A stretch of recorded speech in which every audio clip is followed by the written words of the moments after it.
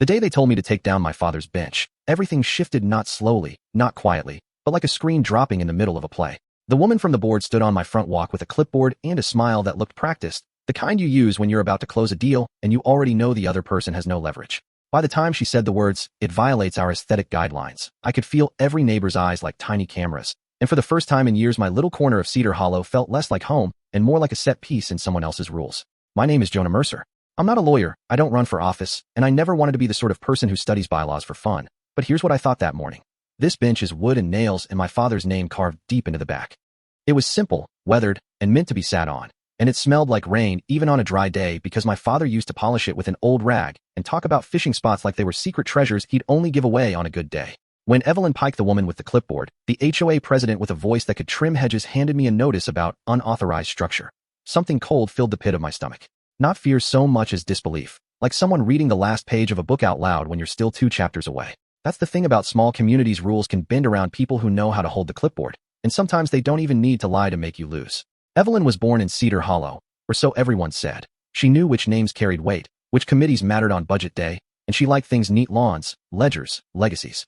I'd been here 12 years, fixing roofs for a living, waving at the same people at the mailbox, teaching my daughter how to skip a stone on the pond behind our house. The bench was my last tie to a father who used to laugh louder than anyone else at family barbecues.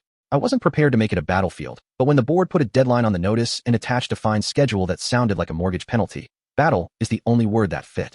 I remember that evening sitting on the driveway with a beer gone warm, looking at the carved letters, Henry Mercer 1948-2017. Neighbors came and went, awkward like foxes afraid of open ground. Mrs. Patel from next door brought a casserole and a folded petition, 2 pages of signatures from people who'd watched my father plant his maples and paint his mailbox. That should have been the end of it, a conversation, a laugh, a shared understanding. Instead, words that sounded like law were read and reread and given the weight of gospel.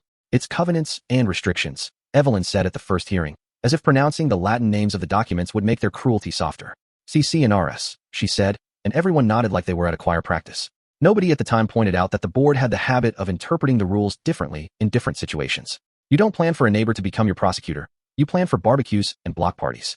But when the rules are written by a small group and executed by a smaller ego, you find yourself reading things you never meant to read. I started by asking questions politely, church lady polite at first. I asked Evelyn to tell me which clause covered memorial benches. She smiled, quoted section 4.2, and then invited me to a hearing in 3 weeks.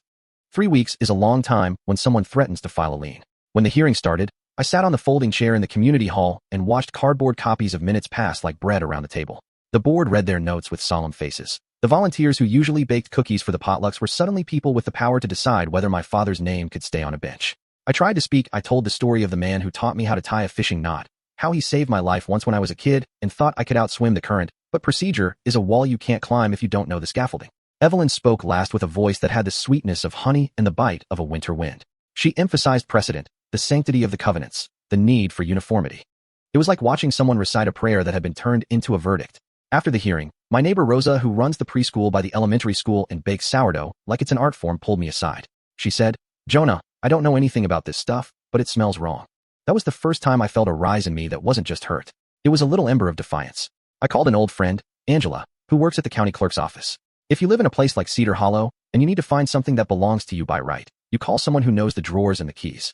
Angela told me where to look: recorded plats, deed restrictions, the old amendment files that sometimes never made their way into the modern binder. She said the words that make amateur hearts beat faster. Public records, Jonah. Start there. What followed felt like learning a language in a hurry. I sat at my kitchen table, surrounded by coffee cups and my father's old hat, and learned how to read a legal description that might as well have been an ancient map. Those descriptions, meets and bounds, lot numbers, survey markers are the small print of property memory. They tell you who owned what and when, and sometimes they contain the little kink that lets justice slip back the other way. I found a survey from the 70s that showed an easement along the edge of our lot, a narrow slice of paperwork that had laid dormant until now like a seed waiting for rain. The easement, it turned out, had been recorded before the association filed the rule about aesthetic uniformity. That meant, in plain terms, the board might not have the authority they thought they did not for that little bench on that little strip of my yard. I didn't wave the plat around like a sword. I didn't storm the meeting with banners. I worked the way my father taught me to fix a leaky shed, methodically, patiently, and with respect for the tools. Maya, a paralegal from the next town over, and a friend who smelled like strong coffee and common sense helped me stitch together a packet. Photographs, timestamps, notarized letters from neighbors who'd known the bench for years, a copy of that old survey. We arranged it like a case a jury couldn't ignore, heaps of ordinary facts that add up to pressure.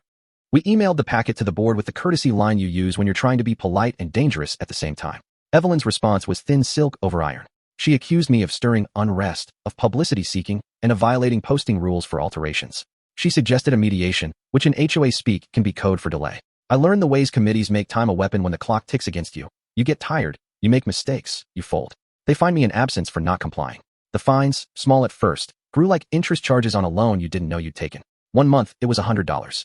The next, a notice that fines would continue until compliance is achieved. I remember staring at the notices, thinking how mechanical cruelty can be. Ink on paper that attaches to your name like a barnacle. Then things got personal. A week after a heated meeting where the board voted to uphold the fine, someone knocked over my father's planter in the night, not subtle, not an accident, but a clear message. The flowers were trampled, the plaque scuffed.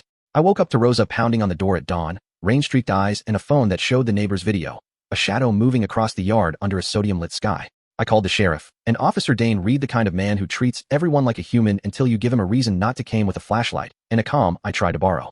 He took the report, pocketed a cigarette like an old habit, and then said something I didn't expect. Keep your eyes open, Jonah, and keep your paperwork tight.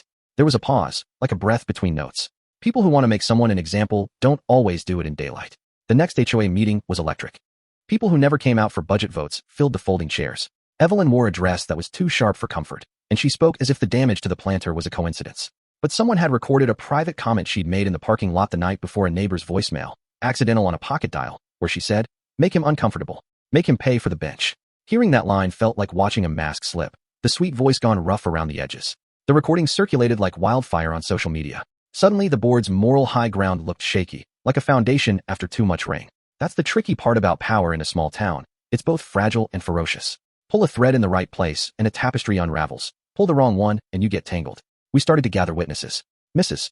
Donovan, who ran the garden club and had a memory like an oak, remembered a similar case years ago where the board allowed 3 odd-looking bird sculptures because the owners had grandfathered permission from before the rule.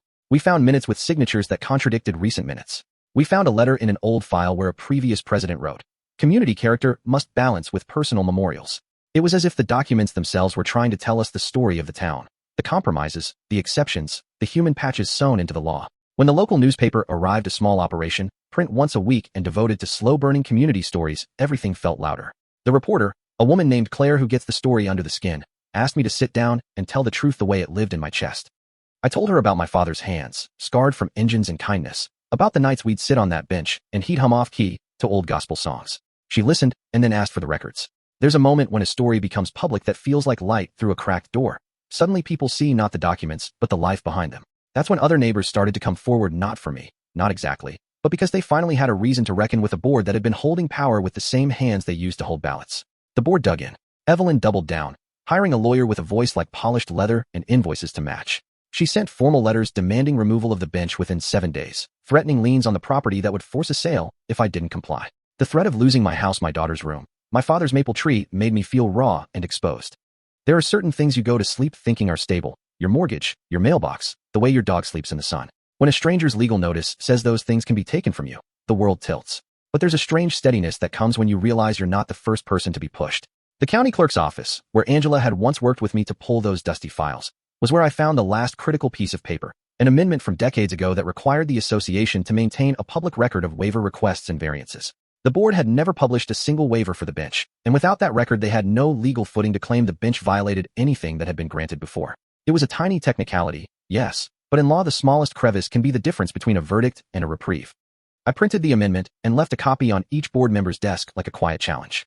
The day of the hearing, the town hall felt like a courtroom lit by dim expectation. People who'd never attended an HOA meeting except for holiday decoration votes packed the room.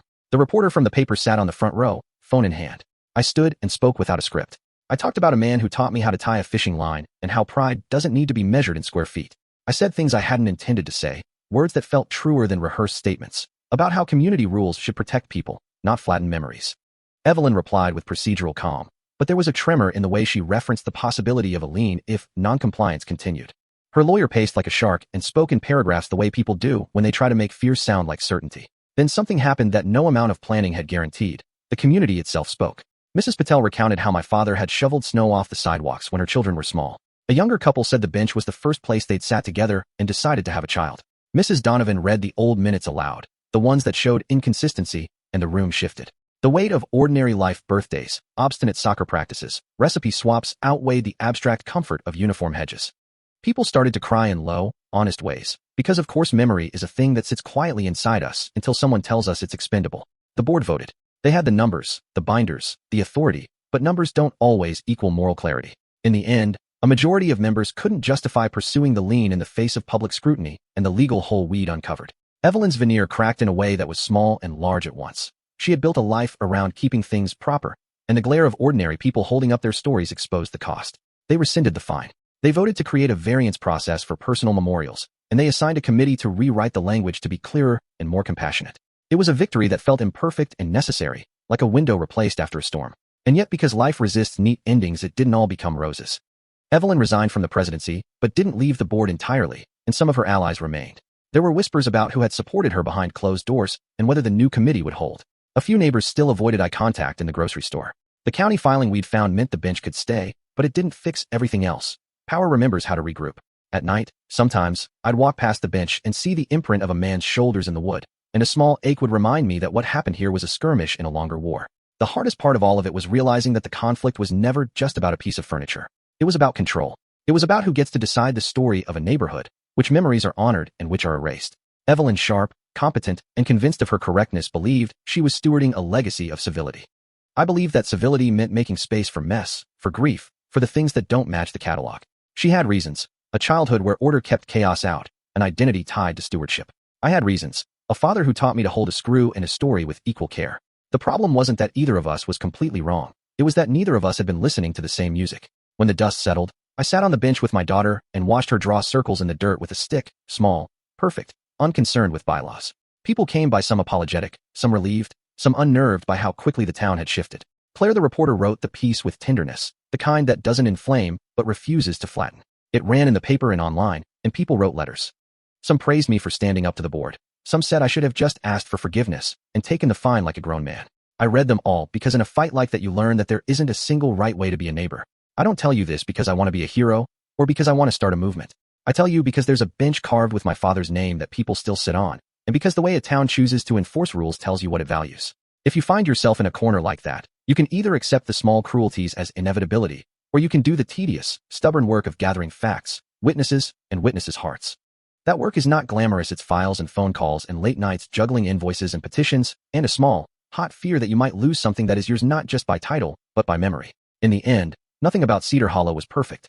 The board's next election brought new faces and the same old questions. Evelyn rebuilt a quiet life of committees and garden club meetings, and sometimes we'd see her walking a different route to avoid the bench. I'd nod and she'd look away, and sometimes we'd both hold on to that avoidance like a talisman.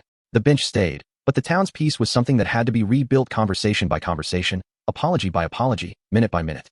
The law had done its job in one small way, but community, messy, patient, extravagant community, did the rest. So here's what I want to leave you with. Communities are made up of stories sewn together, and the people who hold the scissors often believe they are cutting to keep things tidy.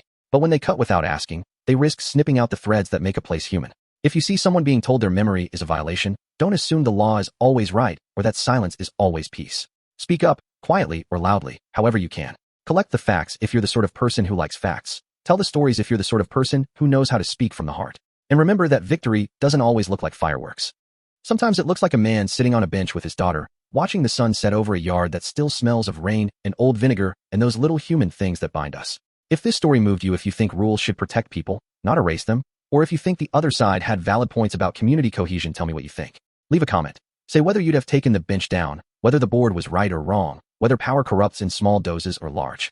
Share this with someone who's had a brush with petty rules and big consequences. And if you've got your own story about a fight with a board, a boss, or someone who mistook authority for morality, tell it here. We learn from the messy, human things.